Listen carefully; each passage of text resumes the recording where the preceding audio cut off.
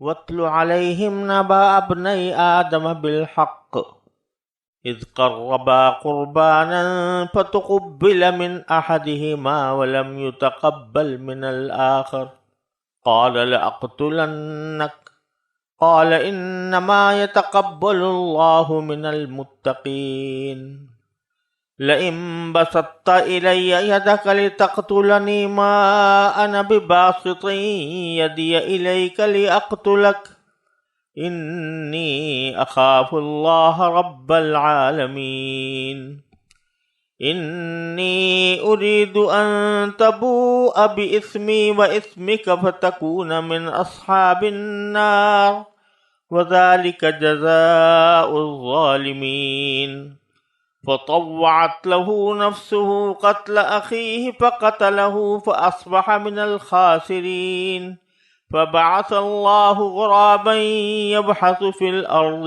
ليريه كيف يواري سوءة أخيه قال يا ويلتى أعجزت أن أكون مثل هذا الغراب فأواري سوءة أخي فأصبح من النادمين من أجل ذلك كتبنا على بني إسرائيل أنه من قتل نفسا بغير نفس أو فساد في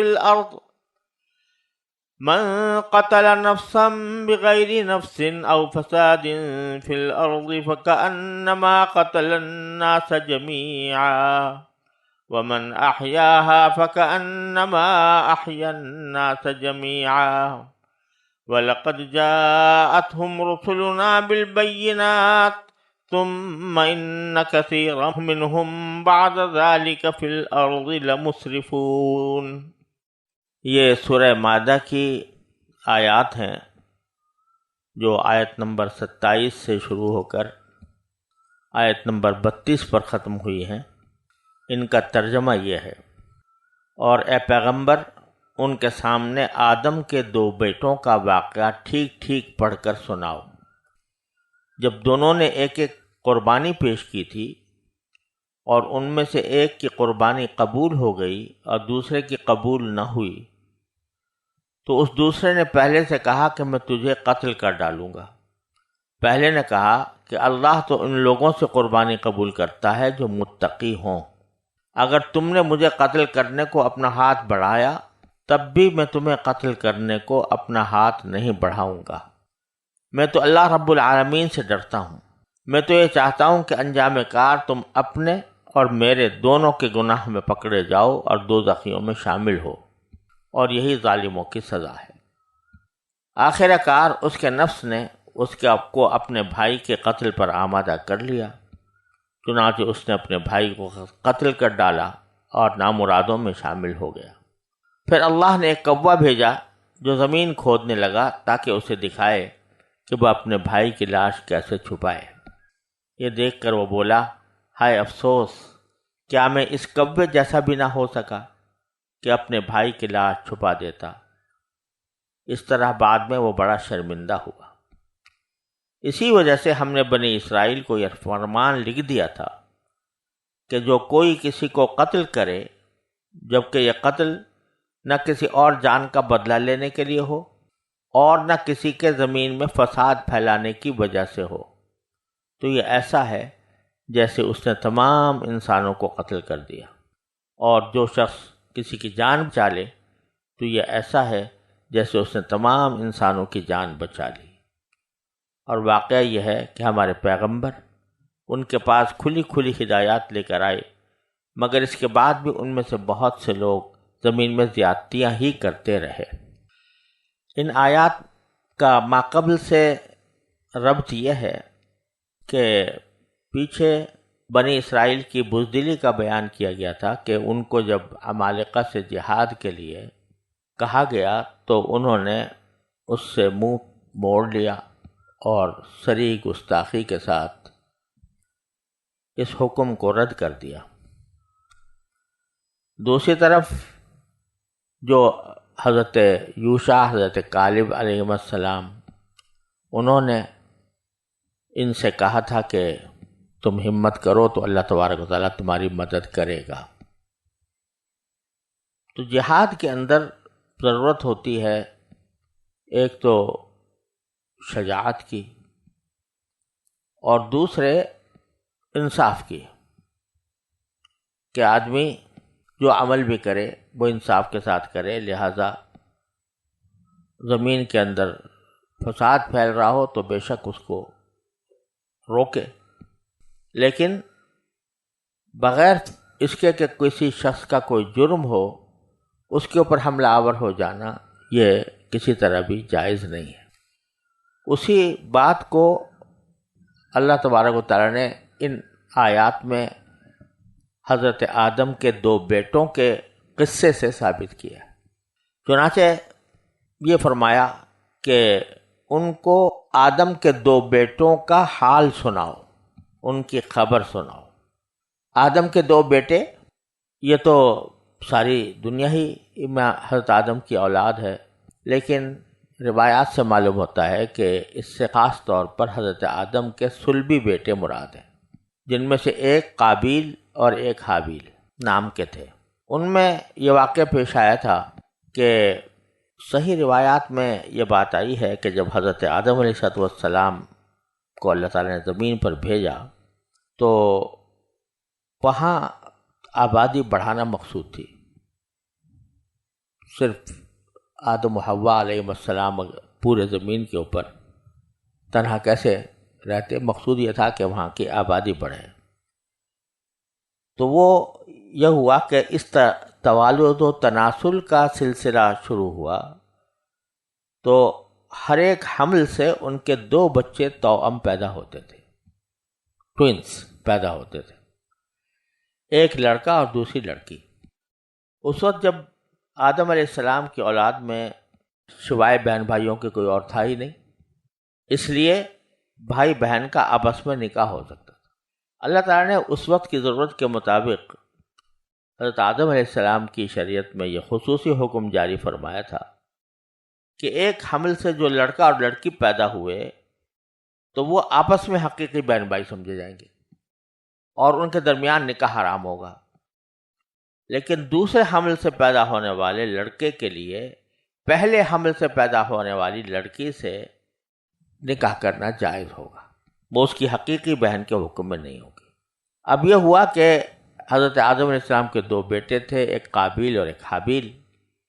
تو قابیل کے ساتھ جو لڑکی پیدا ہوئی وہ زیادہ خوبصورت تھی، اور حابیل کے ساتھ جو لڑکی پیدا ہوئی وہ اتنی خوبصورت نہیں تھی یا بدصورت تھی، واللہ عالم. تو جب نکاح کا وقت آیا تو اوپر جو قاعدہ بیان ہوا اس کے مطابق بد شکل لڑکی یا جو کم خوبصورت لڑکی تھی وہ قابیل کے حصے میں آئی. قاعدہ یہ تھا، اس کے مطابق وہ اس کے حصے میں آ گئی، اور جو خوبصورت لڑکی تھی وہ حضرت حابیل کے حصے میں آ گئی. تو اس پر قابیل جو ہے اس کو حسد ہو گیا اور ناراض ہو کر وہ حابیل کا دشمن بن گیا اور اصرار کرنے لگا کہ پہلے میرے ساتھ جو لڑکی پیدا ہوئی ہے وہی میرے نکاح میں دی جائے. حضرت آدم علیہ السلام نے شرعی قاعدے کے موافق اسے قبول نہیں فرمایا، اور ان کے درمیان جو اختلاف ہو گیا تھا اس کو رفع کرنے کے لیے صورت تجویز فرمائی کہ تم دونوں اپنی اپنی قربانی اللہ کے سامنے پیش کرو، جس کی قربانی اللہ تعالیٰ کے یہاں قبول ہو جائے گی یہ لڑکی اس کو دے دی جائے گی. کیونکہ حضرت آدم علیہ السلام کو یقین تھا کہ قربانی اسی کی قبول ہوگی جس کا حق ہے، یعنی حابیل کی.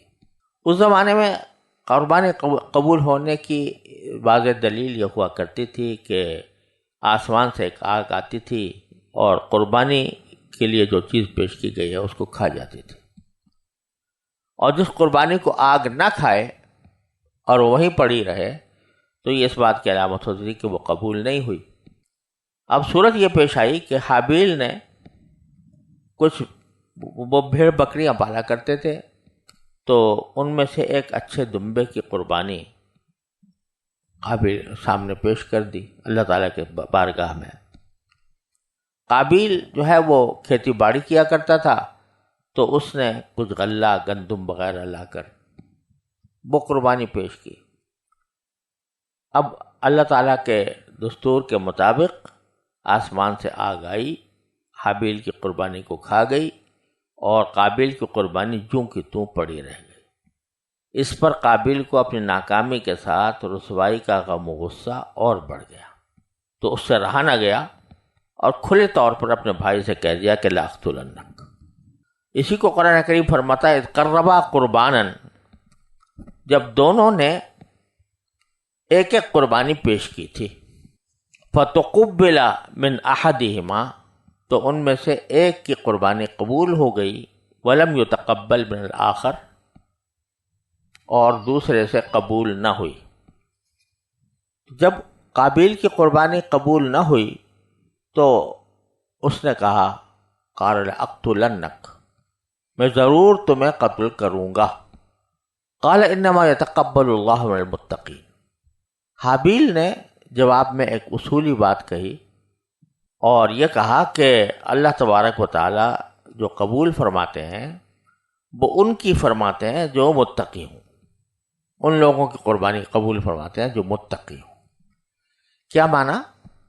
کہ جو لوگ اللہ کے خوف سے، اللہ کے ڈر سے، اللہ کی محبت میں، خشیت نام ہے دو چیزوں کے مجموعے کا، ایک خوف اور ایک عظمت۔ عظمت کی وجہ سے جو خوف ہوتا ہے وہ کہلاتا ہے خشیت۔ تو جو لوگ کے کوئی قربانی پیش کرتے ہیں یا کوئی بھی عبادت کرتے ہیں تو یہ اس وقت قبول ہوتی ہے جب کہ وہ تقویٰ کی وجہ سے ہوئی ہو، یعنی اللہ تبارک و تعالیٰ کے ڈر سے یا اللہ تعالیٰ کی خوف سے یا اللہ تعالیٰ کی عظمت کے تصور سے یا اللہ تعالیٰ کی محبت کی بنا پر، اللہ تعالیٰ کی رضا جوئی کی خاطر جو آدمی کوئی قربانی پیش کرتا ہے تو وہ قبول ہوتی ہے، اور جو آدمی اس غرض سے نہیں کرتا، کوئی اور مقصد ہوتا ہے، تو اس کو تو قبول نہیں کیا جاتا۔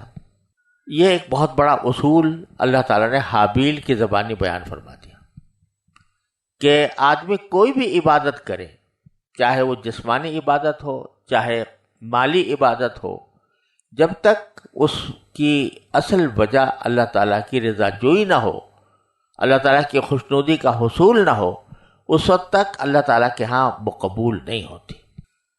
اور اسی لیے ہمارے بزرگوں میں، ہمارے جو اکابر گزرے ہیں، جو اولیاء اللہ گزرے ہیں، ان کو ہر وقت یہ کھٹکا رہتا تھا کہ میں جو عمل کر رہا ہوں آیا یہ تقویٰ کی وجہ سے ہے کہ نہیں، اور اس وجہ سے میرا عمل قبول ہوگا یا نہیں ہوگا۔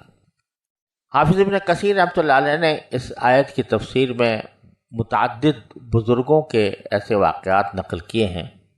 وہ فرماتے ہیں کہ حضرت عامر ابن عبداللہ اپنی وفات کے وقت رو رہے تھے۔ لوگوں نے عرض کیا کہ آپ تو عمر بھر اعمال صالحہ اور عبادت میں مشغول رہے ہیں، پھر کیوں روتے ہیں؟ تو فرمایا تم یہ کہتے ہو اور میرے کانوں میں اللہ تعالیٰ کا یہ ارشاد گونج رہا ہے کہ انما یتقبل اللہ من المتقین، کہ اللہ اسی کی عبادت قبول کرتا ہے جو تقویٰ کی بنا پر ہو۔ تو مجھے معلوم نہیں کہ میری کوئی عبادت قبول بھی ہوگی یا نہیں، اس لیے رو رہا ہوں۔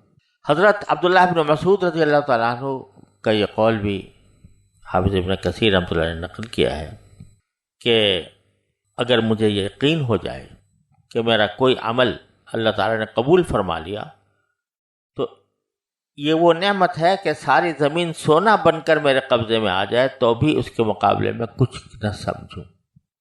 اگر مجھے ایک عمل کے بارے میں یقین ہو جائے کہ میرے پروردگار نے قبول فرما لیا تو یہ سب سے بڑی دولت ہے۔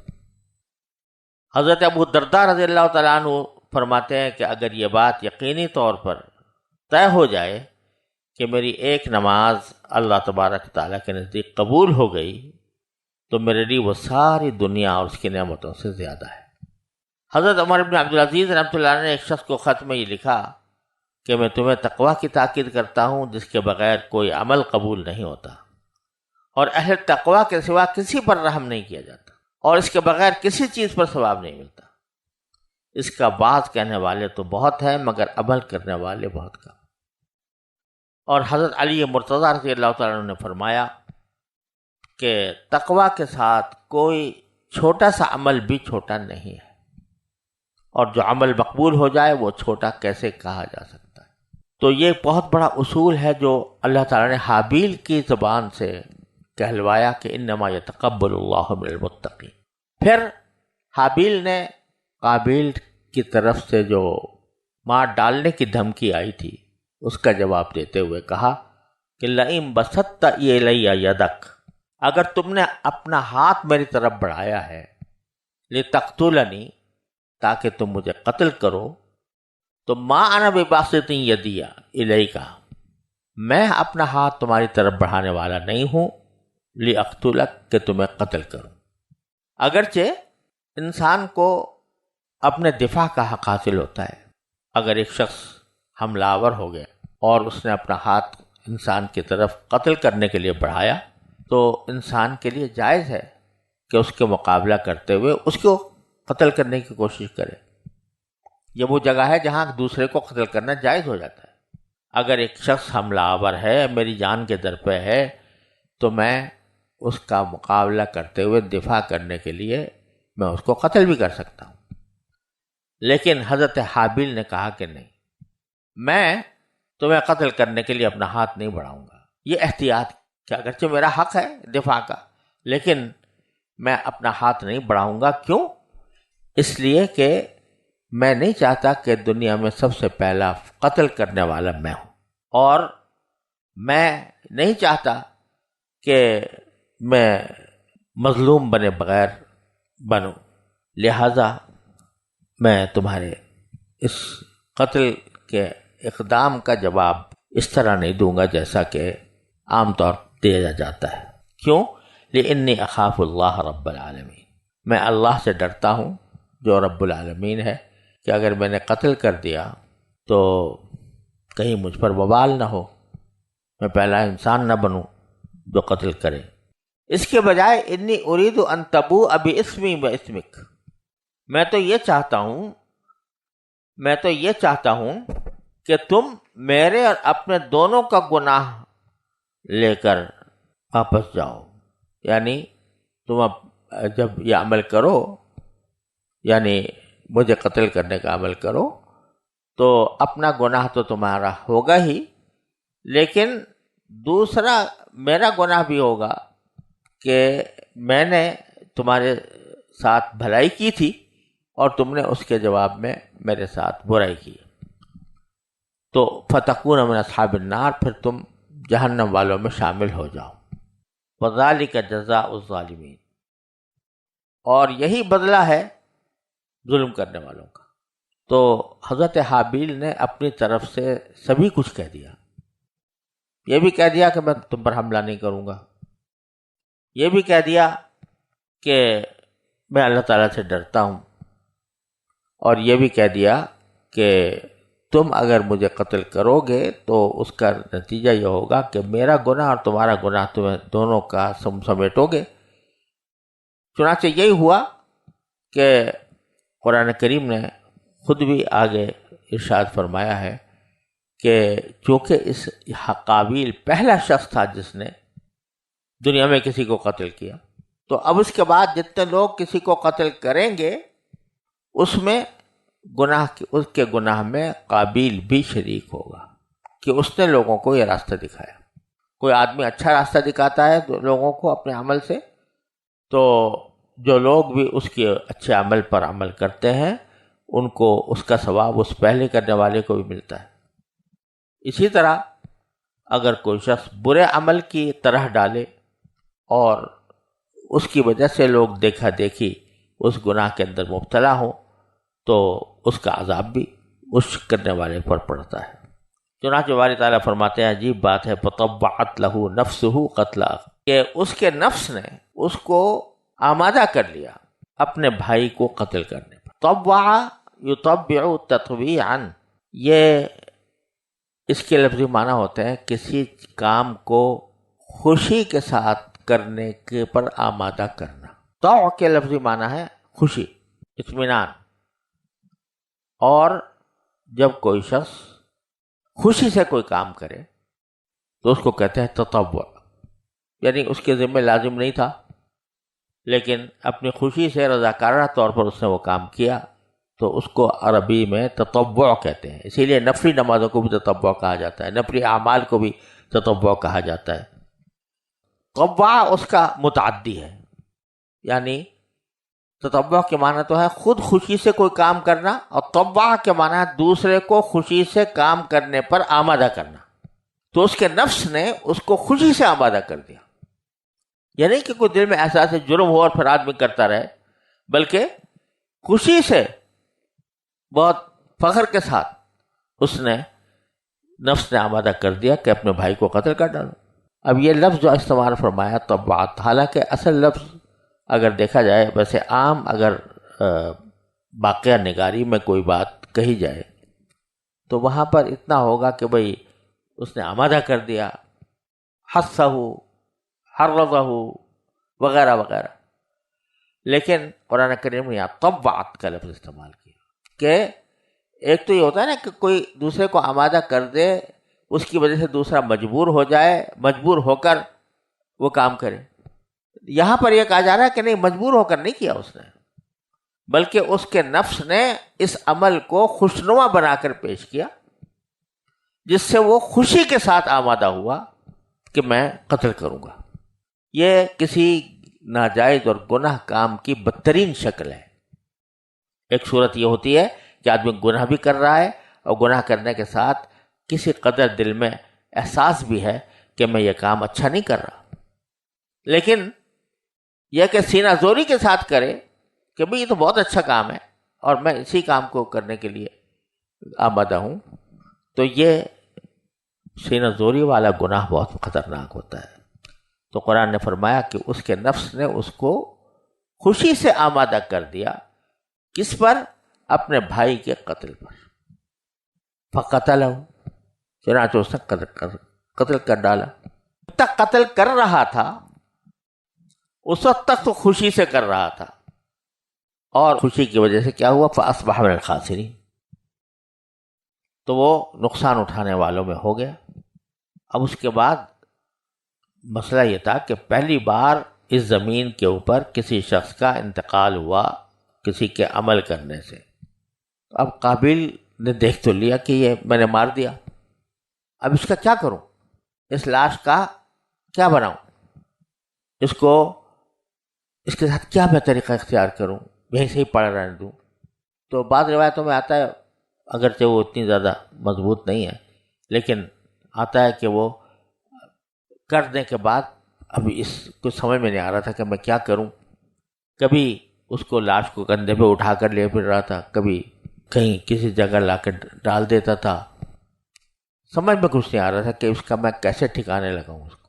تو باری تعالیٰ فرماتے ہیں فبعث اللہ غرابا، اللہ تبارک و تعالیٰ نے کوا بھیجا، یبحث فی الارض، جو زمین کھود رہا تھا، لیریہ کیف یواری سوءۃ اخیہ، تاکہ قابل کو دکھائے کہ وہ اپنے بھائی کی لاش کو کیسے چھپائے. اب یہ کھود رہا تھا، اس کو بعد ہمارے معاصر مفسرین یہ کہتے ہیں کہ ویسے ہی کھود رہا تھا کوا زمین کو، تو اس کو دیکھ کر ان کو خیال آیا کہ میں بھی یہ کام کر سکتا ہوں. ویسے ہی کھود رہا تھا تو میں بھی کھودوں اور کھود کے اس کو دفن کر دوں. اور وہ کوا کسی کو دفن کرنے کے لیے نہیں آیا تھا، بلکہ جیسے کبے اپنا کھودا کرتے ہیں تھوڑا بہت، اس طریقے سے کھود رہا تھا. لیکن اگر آپ قرآن کریم کے الفاظ پر غور کریں، اللہ نے بھیجا، فبعث اللہ غرابا، اللہ نے بھیجا، اور کس لیے بھیجا؟ لیریہ کیف یواری سوءۃ اخیہ، تاکہ اس کو دکھائے کہ اپنے بھائی کی لاش کو کیسے چھپایا جاتا ہے. اس سے بالکل واضح طور پر یہ بات معلوم ہو رہی ہے کہ اللہ تبارک و تعالیٰ نے کوا اس بھیجا، اور کوے نے زمین اس بے مقصد نہیں کھودی جیسے کہ عام طور سے کھودے رہتے تھے، بلکہ کسی اپنے بھائی کو یعنی کوے کو، کسی مردہ کوے کو اس نے اس کے اندر ڈالا زمین کھود کر. تو اس میں کیا استحالہ ہے یا کیا اس میں عجیب بات ہے جس کی وجہ سے بعض معاصر مفسرین کہتے ہیں کہ یہ عجیب باتیں ہیں جو خواہ مفسرین نے لکھ دی ہیں. قرآن کریم خود کہہ رہا ہے کہ اللہ تعالیٰ نے غراب کوے کو اسی غرض سے بھیجا تھا کہ وہ حضرت قابیل کو یہ دکھائے کہ اب اس کے بھائی کی لاش کو کیسے چھپایا جاتا ہے. تو یہ اسی طرح تو ہوگا کہ وہ آئے اور آ کر زمین کھودے اور پھر اس میں اپنے کسی مردہ کبے کو دفن کرے. تو اس کو دیکھ کر کہا قال یا ویلتا اعجزت ان اکون مثل هذا الغراب. اب یہ الفاظ پھر دوبارہ دیکھیے. اس وقت وہ کہتا ہے ہائے افسوس، کیا میں اتنا بھی نہ کر سکا کہ میں اس کوے جیسا ہو جاؤں اور اس کے ذریعے اپنے بھائی کی لاش کو چھپا دوں. اب یہ اگر عام طور سے کوا کوئی ویسے ہی ہاتھ پاؤں مار رہا ہے کسی مٹی کے اندر، وہ باقاعدہ قبر نہیں کھودی، اس میں کسی اپنے کبے کو دخل نہیں کیا، تو یہ کہنے کی کیا ضرورت ہے کہ یا اللہ میں افسوس ہے کہ میں اس کبے جیسا نہیں ہوا. اب وہ کوا تو اگر معمول کے مطابق ایسے ہی اپنے پنجے مار رہا تھا تو اس ساری دنیا میں ہوتا رہتا ہے. یہ کہنا کہ میں اس کبے جیسا نہ ہوا، یہ اسی وقت ہوگا جب کہ واقعتاً اس نے بھی اپنے کسی ہم جنس کو دفن کیا ہو. تو فوار سوءۃ فاصبح من النادمین، اس وقت اس کو شرم آئی، اس وقت وہ شرمندہ ہوا. اب یہاں سوال یہ پیدا ہوتا ہے کہ ایک روایت میں آتا ہے کہ التوبۃ الندم، توبہ نام ہے پشیمانی کا اور شرمندہ ہونے کا. تو اگر قابل شرمندہ ہو گیا تو اس کا معنی ہے کہ توبہ کر لی اس نے. توبہ کی تو حقیقت ہی پشیمانی ہے، تو پھر اس پر عذاب کیسے؟ تو اس کے دو جواب ہو. ایک یہ کہ یہ جو ندامت کا اظہار ہو رہا ہے یہ قتل کرنے پر نہیں کہ میں نے قتل کیوں کیا. ندامت اس پر ہو رہی ہے کہ میں اپنے بھائی کو جو قتل کیا ہے، قتل تو ماشاءاللہ میں نے بہت برحق کیا، لیکن اس کو ٹھکانے لگانے کا طریقہ مجھے نہیں آ رہا. کبے کو آتا ہے، مجھے نہیں آتا، تو اس پر ندامت تھی. دوسرا یہ بھی ہو سکتا ہے کہ اگر پھر جملہ اس کو اپنے کیے پر پچھتاوا بھی آیا ہو تو اس پچھتاوے ندامت یا توبہ سے حقوق اللہ معاف ہوتے ہیں، حقوق العباد معاف نہیں ہوتے. اگر کوئی آدمی دوسرے کو قتل کر ڈالے، اس کی تو جان لے لی، اور جان لینے کے بعد اب نادم ہو رہا ہے، تو اس ندامت کی وجہ سے وہ قتل کا گناہ معاف نہیں ہوگا، کیونکہ یہ حقوق العباد میں سے ہے. تو آگے باری تعالیٰ فرماتے ہیں اسی وجہ سے کہ من اجل ذالک کتبنا علی بنی اسرائیل، اس واقعے کے بعد سے، اسی کی وجہ سے ہم نے بنی اسرائیل کے اوپر یہ فرمان جاری کر دیا. کیا فرمان جاری کر دیا؟ کہ انہ من قتل نفسا، یہ بیچ میں ایک تھوڑے سے استثناء آ رہے ہیں، اس سے تھوڑی دیر ہٹ کر جملہ اس طرح ہے کہ انہ من قتل نفسا فکأنما قتل الناس جميعا. جو شخص کوئی کسی انسان کی جان لے، اب مطلب یہ کہ ناحق جان لے، تو وہ ایسا ہے کہ ایک آدمی کی جان لینا ایسا ہے جیسے ساری انسانیت کو قتل کر دیا. یہ اتنی زبردست بات ہے کہ انسان کی جان کو اللہ تبارک و تعالیٰ نے اتنا شرف اور اتنی بڑی عظمت عطا فرمائی ہے کہ ایک انسان کی جان لینا گویا پوری انسانیت کی جان لینا ہے. اس لیے کہ جب ایک مرتبہ آپ نے دروازہ کھول دیا کہ بھائی کسی کو قتل بھی کیا جا سکتا ہے، حقیقت میں مارنا، موت دینا، زندگی دینا، یہ تو اللہ تعالیٰ کا کام ہے. تم نے یہ کام اپنے ہاتھ میں لے کر اور ایک بہت بری طرح ڈال دی. بظاہر مارا تو تم نے ایک آدمی، لیکن حقیقت میں وہ ایسا ہے جیسے کہ پوری انسانیت کو قتل کر دی. لیکن بیچ میں دو استثناء فرمائے، بغیر نفس، کہ قتل کیا جا رہا ہو کسی جان کا بدلہ لینے کے لیے نہیں. اگر بدلہ لینے کے لیے کیا جا رہا ہے، جیسے قصاص ہوتا ہے کہ ایک نے دوسرے کو مارا، قتل کیا، تو شرعاً مقتول کے ورثاء قصاص لے سکتے ہیں. اور دوسرا یہ ہے فساد فی الارض، کہ کوئی آدمی زمین میں فساد پھیلا رہا ہے. فساد کے بہت سارے معنی ہوتے ہیں، کبھی انشاءاللہ آگے بھی آئے گا. قرآن کریم نے کئی جگہ یہ لفظ استعمال کیا، فساد فی الارض. تو کوئی شخص زمین میں فساد پھیلا رہا ہے، فساد پھیلانے کے معنی ہے کہ بے تحاشا قتل کرتا چلا جاتا ہے لوگوں کو، اس کی تلوار سے کوئی محفوظ نہیں ہے، یا وہ لوگوں کی جان پر یا مال پر یا آبرو پر کھلم کھلا حملے کر رہا ہے اور کسی طرح باز نہیں آتا، تو اس صورت میں بھی اس کو قتل کرنے میں کوئی حرج نہیں ہے. اگر اسلامی حکومت ہو اور وہ یہ سمجھے کہ اس فساد کو بغیر اس کے قتل کیے روکا نہیں جا سکتا تو قتل کرنا بھی جائز ہے. تو یہ دو تو صورتیں جائز ہیں، لیکن اس کے علاوہ اگر کوئی قتل کرتا ہے تو ایسا ہے جیسا کہ تمام انسانوں کو قتل کیا. وَمَنْ أَحْيَاهَا فَكَأَنَّمَا أَحْيَا النَّاسَ جَمِيعًا. اور اگر کسی ایک آدمی کی جان بچائی تو ایسا ہے جیسے کہ سارے انسانوں کی جان بچا لی. یہاں لفظ جو استعمال کیا ہے قرآن کریم میں وہ ہے احیاہا، یعنی کوئی زندہ کرے کسی انسان کو. اب زندہ اس معنی میں تو کرنا کسی کے بس میں ہے ہی نہیں کہ کوئی مر گیا ہے اسے زندگی دے دے، اس کے اندر جان ڈال دے. لیکن مراد یہ ہے کہ وہ کسی خطرے کا شکار تھا اور دوسرا اس پر حملہ آور تھا اور اندیشہ تھا کہ وہ مر جائے گا، تو آپ نے بیچ میں جا کر اگر بیچ بچاؤ کرا لیا تو یہ اس کی جان بچا لی. کوئی شخص سمندر میں گر رہا تھا، آپ نے اس کو روک لیا. کوئی شخص آگ میں جلنے والا تھا، آپ نے اس کو تھام لیا تو اس کی جان بچائی. تو جو شخص کسی دوسرے کی جان بچاتا ہے تو وہ ایسا ہے جیسے کہ اس نے ساری انسانیت کی جان بچا دی. یہ سب واقعات بیان فرما کر آخر میں قرآن کریم فرماتا ہے کہ ہمارے پیغمبروں نے یہ ساری باتیں کھلی کھلی ان بنی اسرائیل کے پاس بیان کی ہوئی تھیں. ہمارے جو پیغمبر ہیں وہ ان کے پاس آتے رہے ہیں کھلی کھلی ہدایات لے کر. اس کے بعد بھی ان میں سے اکثر لوگ، ان میں سے بہت سے لوگ زمین میں زیادتیاں ہی کرتے رہے، اپنے حد سے تجاوز کرتے رہے. مسرفون اسراف سے نکلا ہے جس کے معنی ہے حد سے گزرنا. تو جب کوئی شخص اپنے حدود سے آگے بڑھ جاتا ہے، جواز کی حدود سے آگے بڑھ جاتا ہے، تو اس کو مسرف کہا جاتا ہے.